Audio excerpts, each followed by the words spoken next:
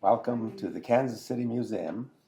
The Kansas City Museum is an organization that endeavors to tell the whole truth and the whole story of what has transpired in our area, in the greater Kansas City area, on both sides of the state line.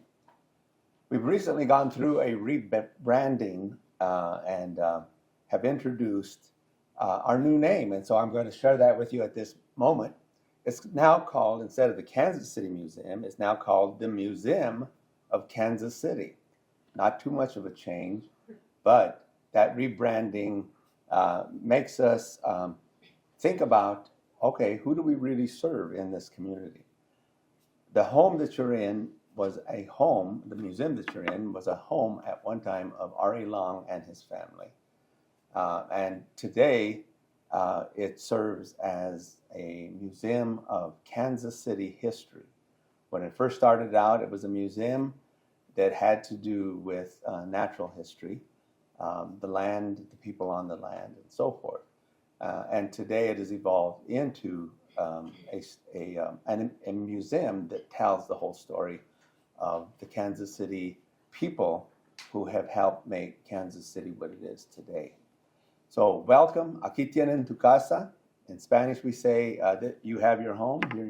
You're always welcome here to come and enjoy the facilities of the Kansas City Museum. And so I'm going to introduce both of our speakers all at once while I'm speaking and just let them share with you the information and the stories that I think will intrigue you today. We're suffering in this country from a lot of anxiety, some even depression around the issue of immigration. And so we felt it was important that we look at that issue of immigration, how it is affecting people, and particularly immigrant people. And so today both of our speakers will speak to that issue. First, I would like to introduce to you the Consul Titular de Mexico in Kansas City. The Mexican Consulate has been in Kansas City for many years, going way back. First started out, I think, way back in St. Louis, but then eventually moved to Kansas City. And the Mexican Consulate here serves a region. And our speaker will tell you a little bit about the region that she serves. It's my pleasure to introduce my good friend and the Consul Titular de Mexico in Kansas City, Soileh Padilla Mayer, who comes to us with so many wonderful experiences and credentials that I can't name them all, but I've prepared a handout that is being passed out, and you'll have a chance to see some of the things that she's done. Most impressive is that she has been in Mexico's Foreign Service for over 23 years, 24 years. So she comes to Kansas City with much experience, and her main purpose is to help los mexicanos en el extranjero, and to say that in English, Mexicans abroad. And so we're happy to have her here to introduce this topic this morning, particularly at this time in our history in the United States and in Kansas City, where many immigrant people need the help, not only of the consul, but of all of us as we think about their plight. Our principal speaker is Komalpreet Kaur, and I heard about Komal when she posted something on, I think it was YouTube or at least one of her channels, about her internship with the mayor of Kansas City, Mayor Quinton Lucas. And I was very impressed with the work that she was doing with Mayor Quinton Lucas's office. And I said, I need to contact this person because I want to do a program on immigrant experiences in Kansas City region. And so we have the honor and pleasure of having her speak. And rather than my trying to tell her story, she's going to tell you her story of migration, of survival, forming an organization that is designed to help other immigrants. So with that, I'm going to introduce Soileh Padilla Mayer. Let's give her a hand. Thank you, Dr. Chavez. Good morning, everyone. As he said, I am the Consul of Mexico to Kansas and Missouri. And just to make a note over the consulate, it was first in Kansas in around 1862. It was one of the first representations of Mexico that we had in the U.S., and it was in Kansas before going to St. Louis. Santa Fe trip? Correct. And then we were in St. Louis a couple of years, and we came back to Kansas City, but it was first in the area of Kansas. So thank you very much again for inviting me to this very interesting presentation. I look forward to listening to Komal and her journey, from which I am sure there are many engaging lessons to learn. But before that, please allow me a few minutes for some brief remarks, or better yet, some thoughts I would like to share with you. Originally, I was asked to review consulate services, but you can easily find that information on our webpage. Instead, I propose some considerations around migration, which is a much more interesting and complex topic. First, let us acknowledge that this is indeed a very complicated, divisive, and politicized conversation, not just for Mexicans or Mexico, but for every single country in the world. Every continent from Africa to Asia, Europe, and Latin America, everyone is embedded in some way in this controversial topic. It is complex, contradictory, and full of nuances. It provokes a legit and provocative discussion, but I believe that is not the issue. That is in a way expected. The problem is that the debate is far away from the deference to expertise, as it happens in many other discussions around important global challenges such as climate change and technology revolution. When we talk about migration, we don't leave it to the experts or check the facts. On the contrary, most assumptions are precisely the opposite to reality.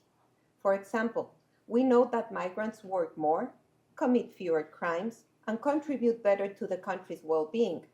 Those are facts. But what dominates the public discussion is precisely the opposite. Another example is that we naturally tend to associate the word migrant with undocumented, and therefore with poor, low-skilled workers. And now there is a tendency to relate it to illegal or criminal. Nothing is more imprecise than this. Out of the 272 million migrants around the world today, which include everyone that is not living in the country where they were born, the percentage of people that do not have papers is a very small number. Expatriate, it's an euphemism for migrant. Yet, only successful executives, students, models, artists, and actors are called expats, not migrants. Since everyone thinks they have the correct assumptions about migration, they tend to misuse words loaded with prejudice, imprecision, and entirely stereotyped. The use of language contaminates the discussion, overwhelming the definitions with unclear values. Those are not innocent mistakes.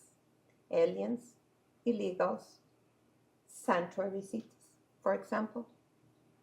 Even when discussing countries as countries of origin, countries of transit, and countries of destination, we are subdividing them into a very easy classification, which is far from the reality we live in today. Do you know that interstate migration is the first choice for most migrants, followed by neighboring countries? That is a fact again, and a world trend. Second, migration is at the core of state sovereignty. Nobody denies that. States have the right and therefore the responsibility to determine who is on their territory, under what terms and conditions, and under what circumstances. That is unlikely to change. Each country's migration policies are unique to its particular circumstances and depend on multiple factors, including fertility and mortality rates, economic needs, life expectancy, and political projects. However, some rights are inalienable to every human being, and there is an international legal framework to observe. The universality of human rights means that all 272 million international migrants, yes, including irregular migrants, should benefit from all the human rights guarantees in international instruments binding their countries of residence. Except for the right to enter and stay and the right to vote and be elected, human rights do not depend on citizenship and should be protected wherever one is and whatever migration status one has. Unfortunately, we all know this is not the case. Third, migration is a human phenomenon, and as so as humanity itself. We need to understand it as such, and once we do, we will be able to deal with its positive and negative implications, and equally positive and negative impacts. The whole purpose is to make sense of this phenomenon that has been here for centuries and will continue for many more, and to make migration safe, in other words, free of smugglers and traffickers, orderly as opposed to chaotic, and regular precisely as opposed to undocumented. We do not promote undocumented migration nor close the borders, but both are unfortunately realities in today's world. To fulfill the promise of the UN Global Compact for Migration signed in 2018, to make migration truly safe, regular, and orderly, it is urgent to tackle its most chaotic, dangerous, and exploitative aspects. And in Spanish, solo me gustaría agregar una frase de un grupo que se llama Jarabe de Palo, donde básicamente lo que quiere decir es que todos somos migrantes de alguna u otra manera. Los rostros y las caras de los migrantes son muchos, y ellos lo resumen con una frase que dice: en lo puro no hay futuro, lo futuro está en la mezcla de lo puro que antes de puro fue mezcla. Muchas gracias.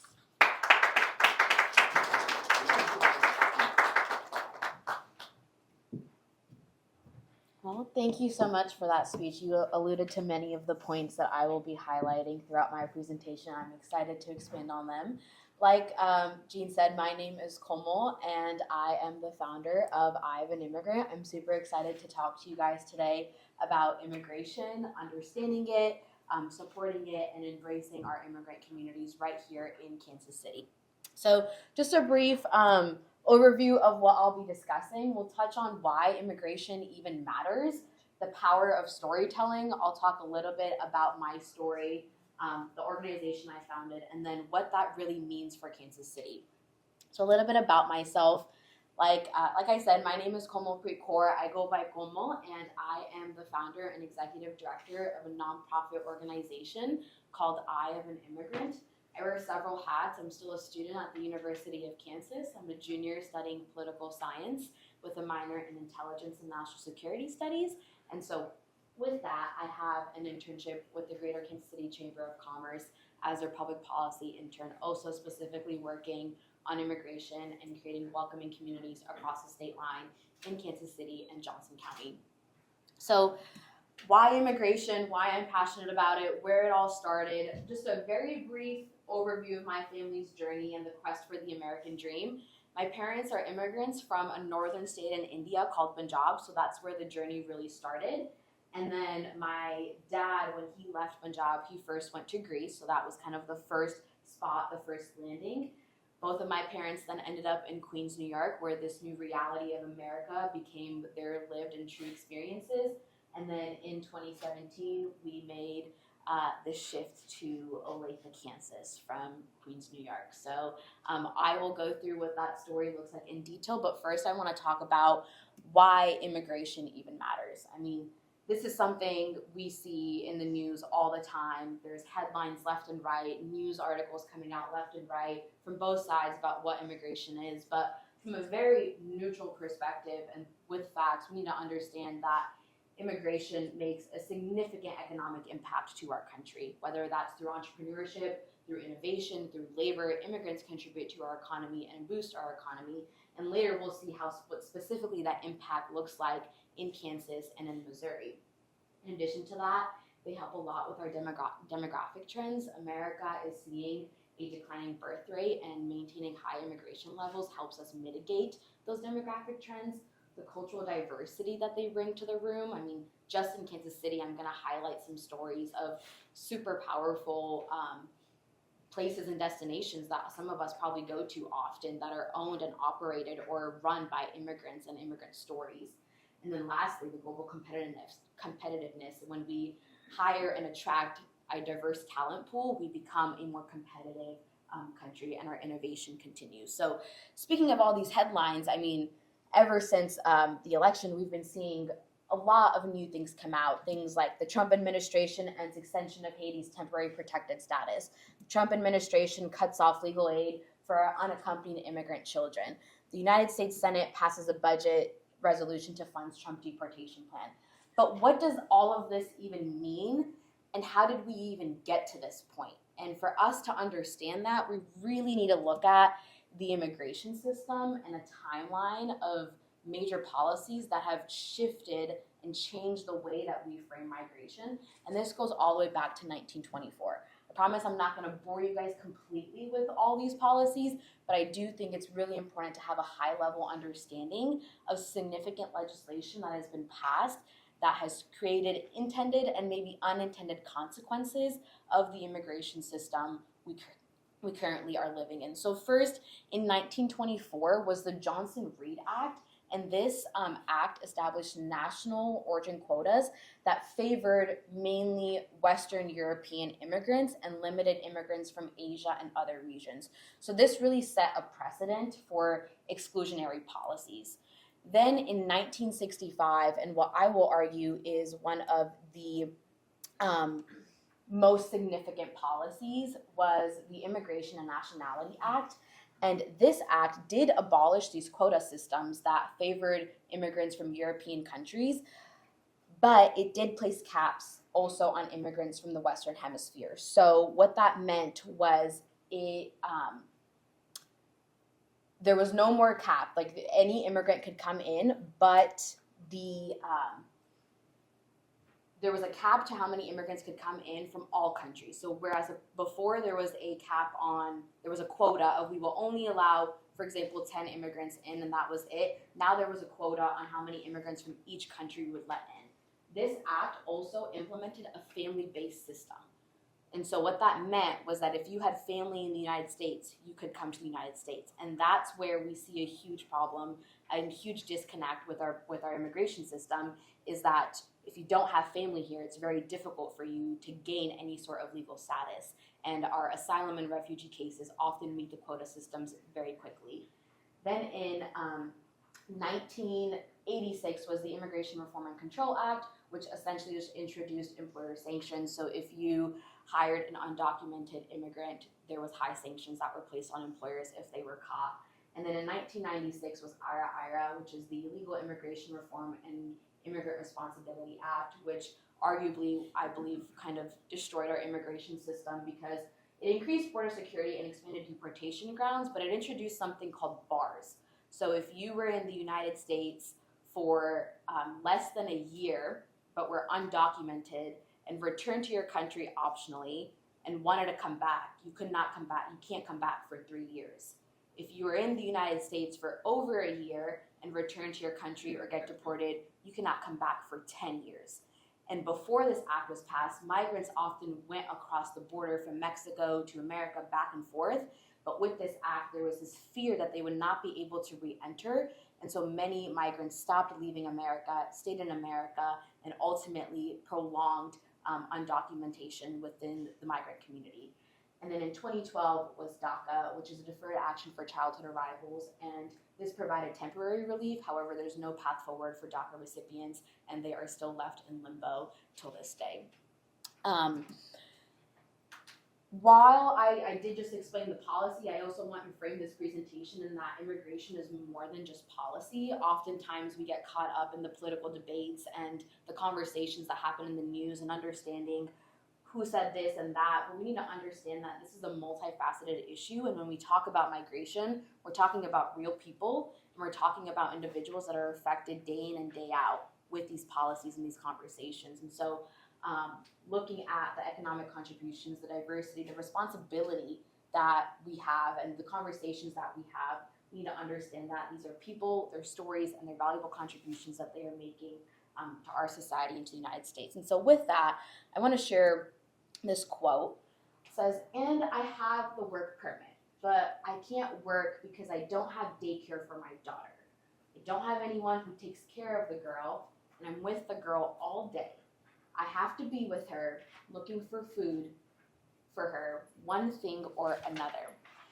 This quote is from a migrant mother in Kansas City, and this quote was taken from a study that was done at the end of last year to understand what the need is in Kansas City for migrants and how we can fill the gap and fill these needs. And so oftentimes, even when you have proper documentation, you have employment authorization, there are so many other struggles that migrant families have to consider. And I think this quote encompasses some of those struggles that many migrant families deal with.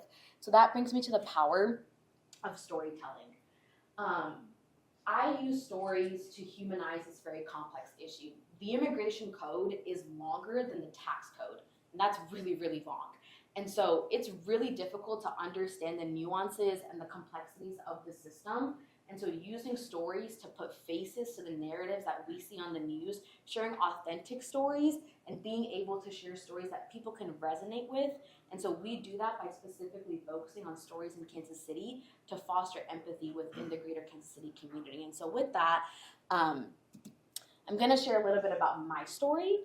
And that begins with an introduction to Sikhism, which is the religion that my parents practice and I practice. And so Sikhism, as I refer to it as Sikhi, is a monotheistic religion that believes in one formless God called Vaheguru. And we believe in this, we read a sacred text called the Guru Granth Sahib and believe in 5 articles of faith. And Sikhi, when it was founded in 1600, was a very progressive faith that promoted equality and social justice and denounced the caste system that divided so much of our society in India. And so, like I said, a very dynamic and progressive religion, and it was very unique and influential at that time. Because of that, there was a Sikh genocide of 1984. The Indian government was killing people of the Sikh faith because of their faith, and this really hit off in Operation Blue Star in 1984. The Indian government had ordered a huge attack on the Golden Temple, which is the holiest shrine in India for the Sikh faith.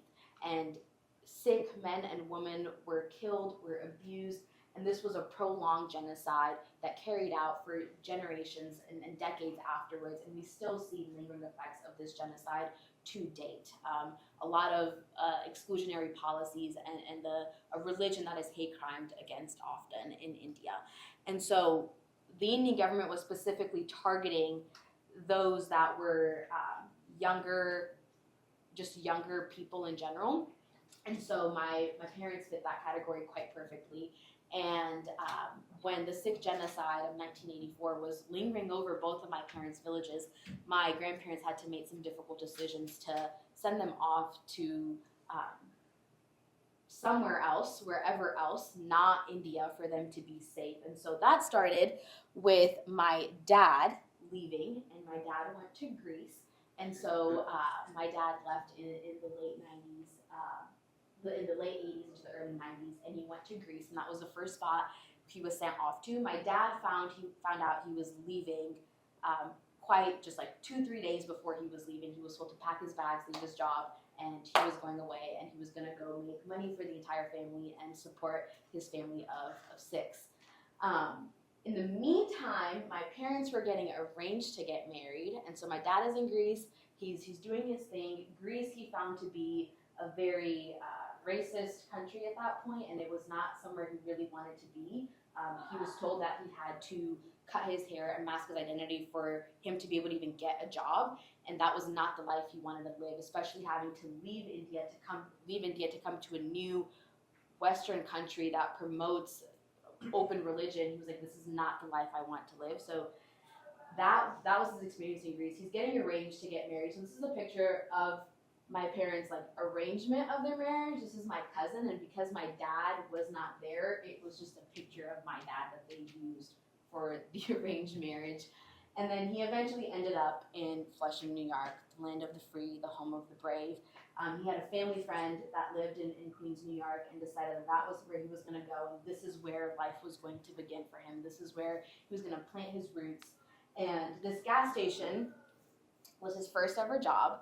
My family and I went back to New York City after like almost 7.5 years over Christmas break, and this gas station is still there, just like that, still operating. And so this was his first job. So it was a really cool full circle moment. But he ended up in Queens, New York, where my parents got married, they got settled, they had their first kid, my older brother, and life was great. I mean, like, we're in New York City, what can go wrong? It's like the American city.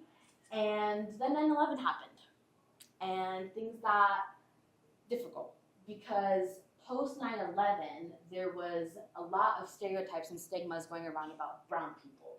My dad wore a turban, my dad had a beard, and now he was a terrorist, and he had to get out of this country. This place was no longer his because he did not belong, and therefore my family did not belong in New York City. So 9/11 left a really heavy impact on my family, where my dad did cut his hair again and had to mask certain parts of his identity to make ends meet, and eventually decided that this was not the way he was going to raise his family, and this was not the way he was going to raise his kids, and so grew his hair back for my brother. But New York City was great. I mean, we had several great experiences, and were exposed to many things. I grew up in a very culturally diverse neighborhood. The family to our right spoke Spanish, the family to our left was Pakistani, the family across the street was Bangladeshi, and so we had a very diverse upbringing. But I also saw my parents struggle a lot during this time.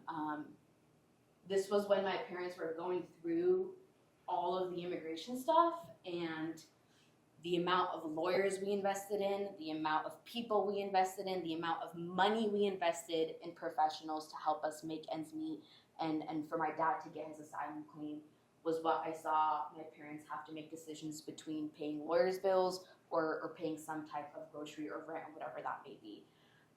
And so in 2013, my parents got their green cards after a very long battle. And in 2017, we decided that we were going to move to Olathe, Kansas for a fresh start. And so this is my family now. We moved to Olathe, and that's when I realized what the Midwest was like for immigrants. I grew up in a very culturally rich and diverse neighborhood. And now I'm in Olathe, where I'm the only brown person in my class. Nobody in my neighborhood looks like me. Nobody in my neighborhood speaks remotely the same language as me. And somehow immigrants here were supposed to make it work with that as their circumstance, where nobody understood their language, nobody understood their experiences, and that just did not sit right with me. Also, I realized when I had to leave everything I had ever known as home to come to a new country, I still had my parents, I still had stability, I still had a roof over my head, I still had food on the table. But when immigrants leave home to go find home, none of that is the case for them. They have to build it all from scratch, and they have to figure it out. And that's where the passion for immigration really started for me. And so during my junior year of high school, I started a storytelling campaign to share immigrant stories, why people come here. 2020, another election season, a lot of stuff going out on media. And I was like, well, let me control what I can, and that's the narrative to some extent within my community. And let me share immigrant stories that I am aware of so that people can begin to understand why immigrants come to America, what drives them. And so we started a storytelling campaign in 2020 during my junior year of high school and presented a lot of stories. Our first story we shared was Cafe Corazon. If you guys ever go there, it's a Hispanic inspired cafe in Kansas City with 2 locations, and they had a great story. Got really popular. People didn't really know the origins of Cafe Corazon, and we were able to go around town pitching this idea of a nonprofit that was going to help immigrants with everything. And I met a mentor of mine, Mike Meyer, who helped develop Eye of an Immigrant, and we decided that the biggest need was funding and financial assistance. When immigrants come here, first thing everybody wants is a job authorization card. Let me work. I need to make money, I need to provide for my family. Get me some sort of certification to allow me to work, and that's job authorization. However, that authorization comes alongside several different things with whatever your case is accompanied with. And so that means hiring a lawyer, that means paying the government a lot of money. And I realized that's what my parents struggled with, was that money piece, was that lawyer piece of, I need somebody to fight my case, to defend my case, to make my case, and I also need to make money while doing all of that. And that's where the financial assistance pillar came in, is we provide funding for United States Citizenship and Immigration Services filing fees. And this kind of serves as a beacon of hope where maybe just maybe, if we fund a job authorization of $520, a migrant family has a month to breathe and some wiggle room to fund other additional expenses. And then lastly, that's accompanied by resource assistance. And so this is all about fostering a supportive community network and creating a nurturing environment where immigrants can thrive. And so if you come to us, for example, for job authorization, we fund your job authorization, but now you need help finding a job that's actually going to treat you well, and you need help finding a job that you will make real money in, we try to connect you to the right resources and the right people and organizations that can do that. And so this is what Eye of an Immigrant is now, starting in 2020. When I was a junior in high school, I'm a junior in college now, and we continue growing on these 3 pillars. And that is the story of Eye of an Immigrant. And so what does that mean for Kansas City?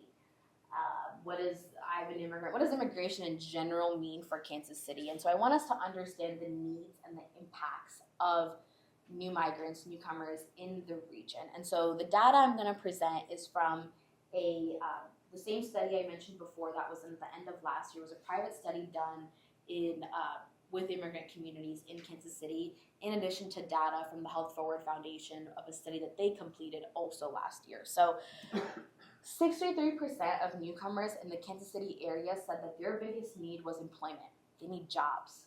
They need to figure out where they can go to make money. 59% said that their need was immigration legal assistance. So that is that financial assistance piece that we're talking about. Those are lawyers, that people they can trust to get their work done, people that will take advantage of them. And then 16% said that they need services in their native language. So how many migrants are even in the region? This is data from the Health Forward Foundation. In Missouri, 4.2% of the population is an immigrant population, and in Kansas, it's 7.1%. That's cool. So what does this 7.1% and 4.2% do for us? Why are they important? Why does it matter? The economic benefits of migrants in Kansas and Missouri is significant. So in Missouri, the direct effect of the new American workforce on business activity is $19 billion, which is 160,000 jobs that they fill.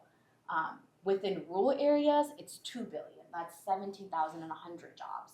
And then another data piece, the percent of the new American population who are not U.S. citizens in Missouri is about 51%, so about half of that. But this shows that the economic impact that they make in Missouri is significant and is important. And so also on the Kansas side, the direct effect of the workforce on business activity is $16.2 billion. That's about 137,500 jobs. And then in rural areas, it's $3.7 billion, which is about 32,000 jobs, and about a little bit higher, but about 57.4% of that population are not U.S. citizens. So the economic impact is very significant, and a lot of these migrants work in these 3 industries. So manufacturing, business services, and construction. And these statistics specifically outline the billions they contribute within those industries. So 2 to 3 billion within each industry in each state is how much the power that immigrants have to economic growth and development in the region.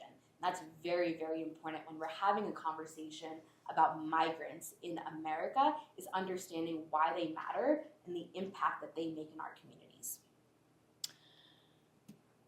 Behind all of these numbers, there are people that are making the impact, and these are statistics that are very important for us to understand the numbers, but behind those numbers, these are real people with real stories that are doing great things in our community, and these are our neighbors, our business owners, storytellers, community builders, everyone, not everyone, but a lot of people we look at and a lot of places we go are owned and operated or have some sort of migrant story. And so that's what Eye of an Immigrant tries to highlight through our podcast called From Home to Here. Our storytelling campaign is essentially a platform for us to share migrant stories, to break the silence barrier, to cultivate community advocacy, and to shift the narrative around why migrants come to America. And we do that, like I said, through a podcast format that's on Spotify and Apple Podcasts. It originally started off as an article blog format, but we wanted to put voices and emotions and picture to people sharing their stories so we can better understand and build empathy. So I'm going to share a few of those stories for us just to see what that impact may look like in Kansas City. So does anyone recognize, this picture? Has anyone been here? Columbus Park, Cafe. Okay, so this is owned by Jackie Nguyen. Jackie is a first-generation daughter of Vietnam War refugees and a former Broadway actor who decided to make a big move back to Kansas City and pivot into entrepreneurship during the pandemic. And so she spent 10 years in New York City performing on Broadway, but when the arts came to a halt, she found herself creating Cafe, Kansas City's first Vietnamese coffee shop. And so Jackie's story is one of great resilience, of great strength, and being a daughter of a Vietnam War refugee and building something that is, I would argue, very essential to Columbus Park and the Kansas City region. We see Jackie doing great things with her team to amplify the Asian American narrative, and these are the stories that truly matter to the fabric of Kansas City. What about this? Anyone recognize this? Specifically this stadium over here. CP Casey Current. Yeah. What about the Casey Comets? Anyone know about the Kansas City Comets? It's another sports team within Kansas City. So this story was one of my favorites, called Beyond the Goal. And Mariana, who is a dedicated advocate for women's soccer, and she shares her story from Colombia to Kansas City, where she now works as the community relations coordinator for the Kansas City Current. And then Chris, who is originally from Brazil, but plays professional indoor soccer, so that's what the Kansas City Comets are. And he's also the founder of a soccer academy. And so he does also serve as a Portuguese broadcaster for the Kansas City Current. So these two got together and shared their story of how soccer brings them together, and their migrant story of coming from two different places, but how soccer is sort of a language, an unspoken language for themselves and a lot of the people that they serve that use soccer as kind of an outlet. And so again, Casey Current, another Kansas City staple, so are the Comets, and so goes to show how important those narratives are in our community. A little side note, I want to share a story about one of the individuals that we were able to fund for employment authorization. So this individual was from Venezuela and is working as a contractor in the Kansas City area. And he had a story of coming from Venezuela. His wife was able to come across the border and was good, but for whatever reason, he was held in a holding cell with ICE, and he was there for quite a long time. And so AIR, Advocates for Immigrant Rights and Reconciliation in the area, was helping him with his case. And he was sharing a story of how when they were held in these holding cells, they were only allowed 1 hour of light the entire week while they were in immigration detention. And oftentimes people came out of detention not the same as they were when they came in. A lot of individuals voluntarily left detention to go back to their home countries because the conditions were unbearable. And so when we talk about stories, these are also very real and raw stories of what the immigration system looks like, and the things that people have to go through to build a better life in America. So while I do highlight some of the success stories and some of the stories that make Kansas City so great, this individual is working as a contractor building our city from the ground up, and this is also a very raw story of what this reality looks like for majority of immigrants in the system right now. So that brings me to a lot of the challenges that immigrant families face. Policy and legal barriers, uncertainty with the status, uncertainty of what bill or law is going to be passed tomorrow or the next day or the day after that, not knowing where your status lies if you're not a permanent resident or a citizen, the workforce and economic hurdles. If you don't have employment authorization and that card, that red card, it's very, very difficult for you to get a job and build stability and pay taxes and do those things that are expected of you if you can't get hold of something to pay the bills and to build a life here. The social and cultural integration, language barriers, lack of representation, discrimination, mental health, lack of access to health care, whether that's mental health or physical health. A lot of immigrants fear going into hospitals because they don't have status. And so if something's wrong, they don't even want to step foot into the very place that's going to take care of them. And the misinformation and stigma. Regardless of where we are in the political aisle, there is a lot of misinformation about immigration, and understanding the root causes of it, understanding the policies that are built, understanding why the system is the way it is so very important to mitigating that misinformation and those stigmas, and that's what our storytelling campaign aims to do. That brings me to the power of stories and community. Stories have a special power to bridge divides, to spark empathy, to foster a deeper sense of connection within our communities. And so when we open up ourselves to hearing these unique narratives of those around us, we cultivate a more inclusive and understanding society that begins to understand the experiences. And so the parting message that I want to leave with is something in our religion called Sabatapala, which means good for all. And uplifting one, uplifting all, embodying Sarvatapala. I think this is something that recently has been coming to me a lot, is that the fight is for all. Regardless of, again, where you are, the fight is not for this side or that side. It is for all. It is for the betterment of the people. And so understanding that we all come from different backgrounds. We have different stories that shift our views and perspectives on things. But the fight is for a better world and a better community and good for all. And I think remembering that message when we're doing our work is so incredibly imperative, because having more empathy and having more understanding of the experiences that so many migrants go through, and just so many individuals that we serve go through, is incredibly important to them being able to succeed and thrive in Kansas City. My call to action here would be to keep this conversation going. If you have a migrant story, share those personal stories, those challenge the misconceptions about immigrants. We do that all the time on our podcast, and amplify the voice of migrant communities and immigrant communities. Get involved with immigrant-led initiatives, whether it's attending events, engaging with our podcast, or a different nonprofit. There are great nonprofits in the Kansas City area that support immigrant communities: JVS, Della Lamb, AIR, Guadalupe Centers, Mattie Rhodes, all supporting immigrant communities and then taking action, whether that's specifically advocating for policies or helping your neighbor.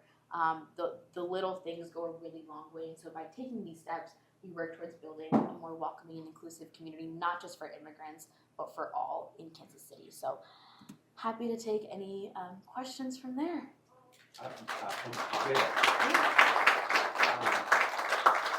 Well, I wonder if we could have Soileh come up, and also they may want to address a question to either one of you. Oh, yeah. All right.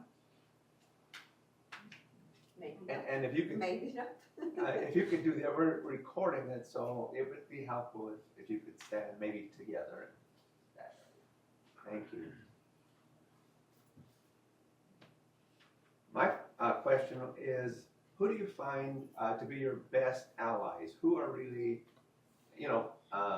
I know there are certain individuals who want to get involved, and who do they represent? Why are they getting involved with your struggle and battles for this? I'm gonna draw to Mike here specifically. So Mike and I met at a Rotary Club meeting, and Mike has no immigrant story. I mean, he was born and raised in Missouri, and so were his parents. And I shared my story, shared why we're doing this work, and Mike has been on the journey since 2020. And so within Eye of an Immigrant and the organization in general, we find support from all sorts of allies, whether they have an immigrant story, don't have an immigrant story, know somebody impacted. But I do think initially sharing the sentimental piece of what immigration looks like is what brings people in, and then adding that action piece is what allows them to stay and be like, okay, I can do something about this. I was going to ask a question to her. Can I? Yeah. So talking about the economic impact, which I think it's the most powerful element to get other people involved in the conversation, at least. How do you think it would be a good way to get these entrepreneurs and the business to be more active, proactive, and even verbalize the good impacts of migration in their own business? Because if we tell, the benefits of migration, if you do it, if the consulate does it, if it's natural that we're gonna say that.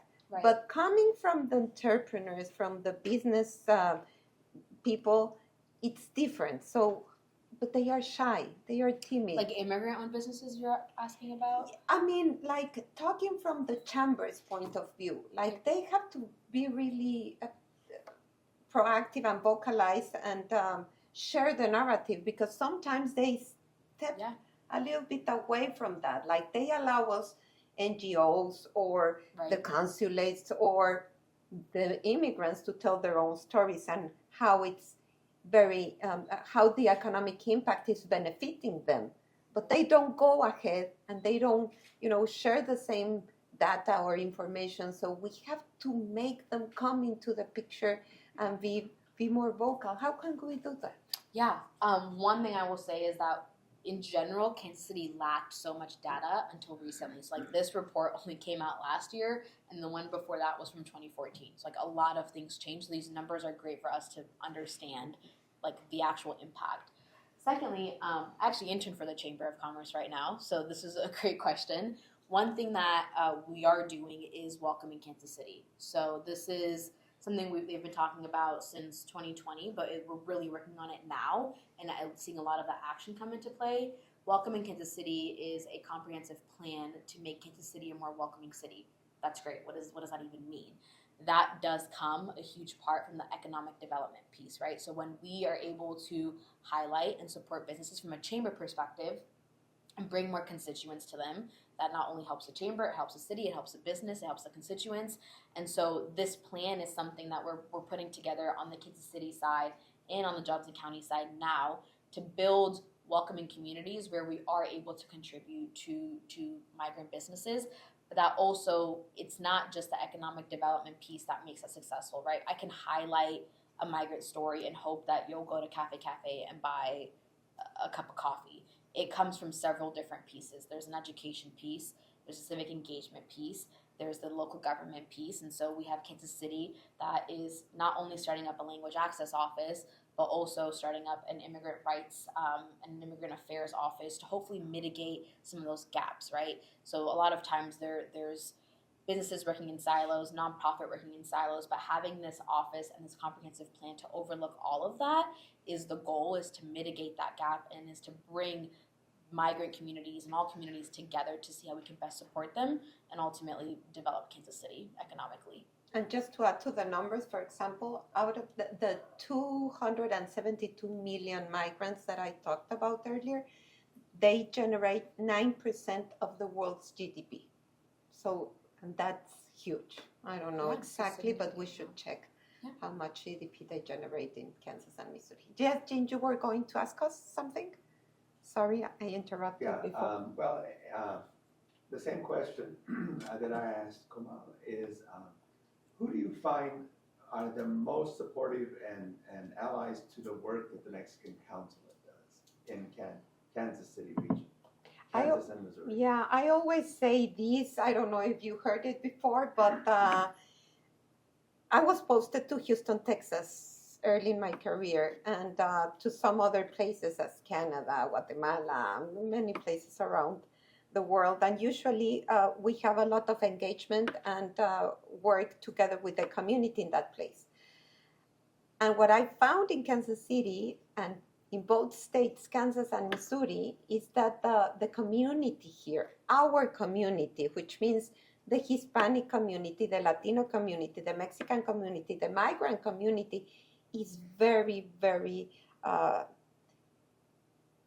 empathic. They are very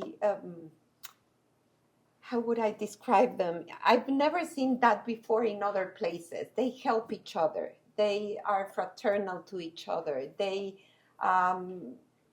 embrace you. It is so much solidarity. So I would say that my first reliable partners are in the community itself. Doesn't matter if they belong to a business or to an NGO or they work in a museum, or it is impressive the way that they support each other, and I haven't seen that in other places. So and of course we have a lot of relation with everybody. We have to talk to everybody. As a consulate, we are the governmental representation of another country here, so we have to have relation with authorities, with local authorities, all of them, like from the governor, mayor, legislators, authorities, ICE authorities, everybody. We talk to each other, and that helps with our work, and that benefits our own community. So, but I rely a lot on the Mexican community. I just might add to the audience is that having come to Kansas City back in the 1960s, left for a while to go to school, came back in the 80s, we've never had Consul Mexicano that really has reached out to the community more than you have. And so I congratulate you and the consulate staff for the work that you're doing in Kansas City. It's amazing. Thank you. I feel very honored to be the Consul of Mexico to this region. Other questions? Yeah. So you're talking about the Immigration Act in '96. So how, kind of a two-part thing. So you have, how many migrants, or are there a lot of migrants that come up to Kansas specifically and try to go back and can't? Is this still a big problem? They can't go back and forth. I mean, this issue is started as a problem, I thought you mentioned, in '96. It's hard to understand the legal fears that would exist. Is it a misunderstanding among the migrants that they can't go back, or fear that, or is it in reality that they can't go back and forth? Yeah.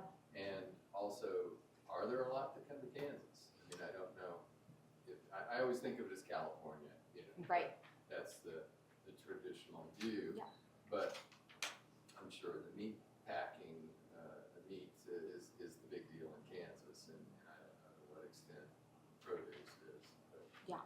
So I'm not directly sure how many come right to Kansas. There are so many different ways to end up, right? So we often focus on crossing the border, but several immigrants come on a plane, land in KCI, and then figure it out. So my family, for example, came to New York and then moved to Kansas, which is, I would say, is a lot of what happens is bigger cities, and then you move to smaller cities. But specifically when you're asking me about 1996 and this act and the fear of going back, you can't go back, because if you go back, you can't come back in. So getting here is a struggle in itself. Specifically when you're coming from Central America up to United States, there's something called the Darien Gap, and it is a very dangerous trek. And so regardless of how you get here, if you do not have status, if you don't have a green card or citizenship, and you go back, you can't come back in. so this has ended.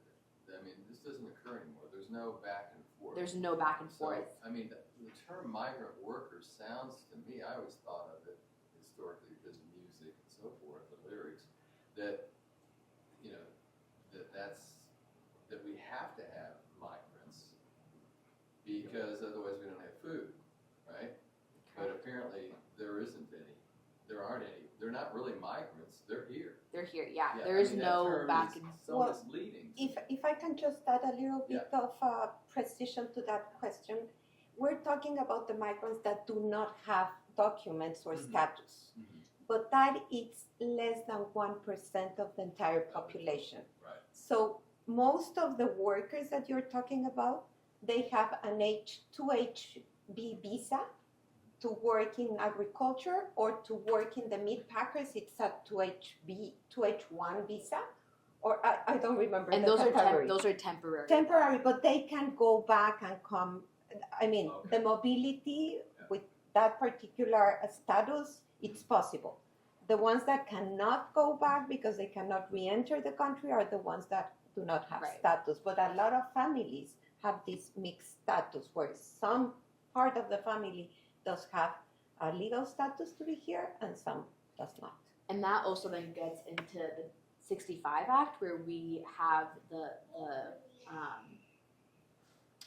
quotas overall, right? So we can only, I mean, when the whole H-2B visa thing was going on, we can only allow so many migrants to come in on H-1B, on H-2B, on a tourist visa, on a diversity visa. There are caps to those. And once those numbers are met, we are done. Like, nobody else can come in on that visa. Those caps were set in 65. And so numbers have changed since then. Whereas if you come here with like family relationships, for example, so if I want to sponsor my parents who are Indian nationals to come here, which they're here, they're citizens, but if that was the case, I can sponsor them, they can come here, there's no cap on that because that's my family. But if I just want to come here to work and that visa is not available because the caps get met really, really quick and there's a backlog, then that's when we look at alternative paths to getting here, and that's when the back and forth is not possible, where the bars come into place. I could ask another question to dovetail on that. So with the threats or imminent threats or the changes in laws, executive action that are occurring right now, are those, in other words, the support system for immigrants, how much is that is associated with federal dollars, like Guadalupe Center, all of the local entities that support what you're doing and what you were talking about? If those funds are being cut either federally or by the state, or the feds are telling the states they can't fund either, or and those jobs are going away, or are we seeing an impact already? Yeah. So Can from you cut my some federal knowledge, federal funding is for refugee resettlement agencies. So those are agencies that help resettle refugees. So the refugee process is a little bit different in that you get processed by the United States government before you even come to the United States. They do background checks. They have specific camps set up around the globe. And so you get processed by the government. You get your refugee status, and then you're able to come to the United States. You get matched with the resettlement agency that will then provide you housing, food, get you set up in school, if you have kids, vaccinations, and so forth. Those are, yes, that is the refugee resettlement work that the federal government was funding that. Some have lost their funding for. I think JVS, Delalam, Catholic Charities are some of the big ones in the Kansas City area. So that's where you look at alternative funding sources. But a lot of that federal funding was for that resettlement work. That has been stripped away, yeah. And I mean, there's been layoffs across the Kansas City area. There was another one on the Johnson County side that has completely cut off the refugee resettlement work because they don't have the funding to continue it going, and they have different things that they're working on. So it is making an impact on specifically refugees, that come to the United States, which are a little bit different. Yeah, that's what I was trying to distinguish the refugees from the migrants. So Yeah. the migrants can't get any support from that anyway. Not from refugee resettlement, no. The refugee, it's a special category that has an entire framework around it. So they have some protection.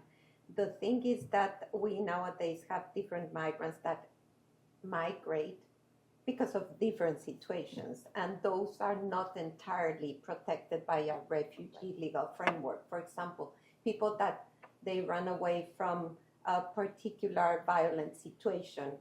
So those might not end up being refugees or getting asylum. So, or the ones that run away because there's climate change in their particular islands. So they are not under this refugee protection legal framework. So we have to create new categories.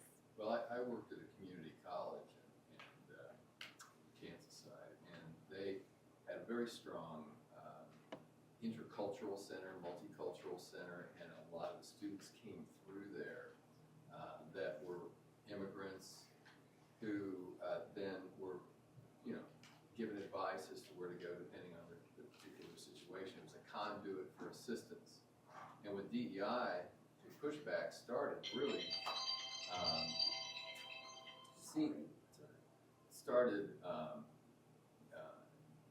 really in Obama's second term. It was before Trump. I mean, there was this pushback that we noticed, kind of canary in the coal mine, where the universities and the community colleges, all of a sudden, DEI, they wanted to label it as DEI, even that is even what we called it. It was just intercultural relations. Just trying to get everybody to know each other, have a cup of coffee, and tell the stories. And you get to know people, and then all of a sudden, it had huge funding, $150,000 a year, and then all of a sudden, it has $5,000 a year, and it's dried up, and it gradually has been pushed out, and that was a source of help in the community, and so the DEI thing is going to have an impact too on all of this in higher education and education institutions. For sure. To let you know my perspective. Yeah. Question, Martin? I'm curious. I want to ask a question about Eye of an Immigrant. First off, I think it's a huge. It should not be unsaid that the work that you brought with your organization started when you were in high school. Correct. So that's massive. Thank you. The question I have is, from where you've taken the organization to now, you found like these three core spaces, right, where you're making it, where you're making it. Where do you want to see the organization go next? Yeah, that's a really good question. So the three pillars, I feel like I have like a bajillion slides to go through, to mitigate. There we go. The three pillars, storytelling, financial assistance, and resource assistance are what we're working with right now. But with the financial assistance, we're already seeing a need for a legal side of that. So, I mean, we pay for the filing fees for immigrant families to get the legal work done, but then there's the actual legal work that needs to get done. And the metro area, or Midwest in general, there's not a lot of immigration lawyers in the area, and so that work is very expensive, and so we're seeing a need for that. And so hopefully over the next few years we can grow to meet that legal need, whether that's providing lawyers or those services pro bono, whatever that may look like, but kind of making it more so like a one-stop to get your legal work done, as opposed to here's some funding, now let's get it done.